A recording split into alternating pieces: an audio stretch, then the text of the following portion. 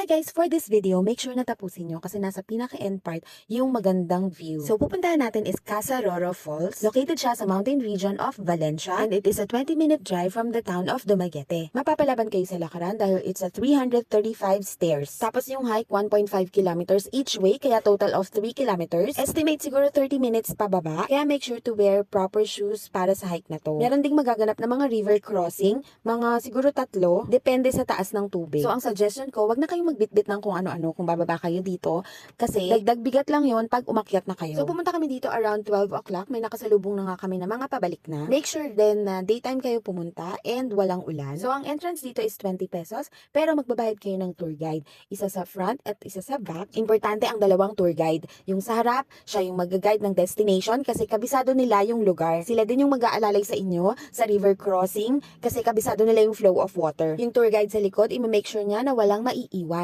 Lalo na kung madami kayo. Suggestion ko sa inyo, chill-chill lang sa papunta kasi challenging talaga yung pabalik. So kung papunta, enjoy na lang yung view. So make sure wag na magsama ng elderly kasi yung pabalik hindi nila kakayanin. Not recommended din naman sa kids kasi baka mahirapan sila sa paghakbang-hakbang. Medyo malalaki yung hakbang na gagawin mo eh. Or kung willing naman kayong buhatin sila, okay lang din naman na sa inyo yun. Lalo na pagpabalik, kung kaya nyo silang buhatin, pwede rin naman. So ayan, feeling ko almost halfway na yung narating natin. Tsaka kung mapapansin nyo, may CR na madadaanan dyan. And ayan na nga yung part wherein magre-river crossing kayo. Tingnan mo ang lakas nung pressure nung tubig. Yung tsinelas nga na suot ko, napakanipis lang, kaya tinatangay yung tsinelas ko. Kaya wag nyong iwanan yung ibang kasama nyo kasi walang mag-aalalay sa kanila. Dahil bukod sa lakas ng tubig, meron din mga lumot yung ibang bato, tapos yung ibang bato gumagalaw, kaya minsan pag apak mo, biglang matutumba yung paa mo. Para naman sa mga sanay na umakyat ng bundok, sisiw na ito sa kanila. Pero sa mga first time or second time, make sure na safety measures pa din. So ayan, malapit na tayo sa mismong falls. Ayan, super worth it ang pagod. Lalapitan pa natin yan. So ang pinagkaiba ng Casa Roro Falls sa iba is very narrow ito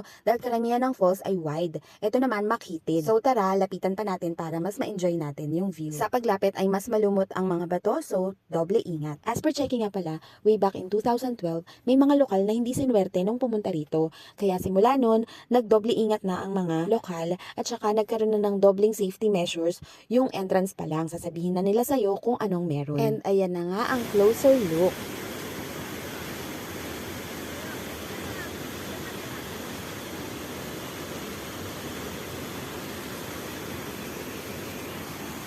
So ayun guys, sana nag-enjoy kayo sa closer look ng Casa Roro Falls.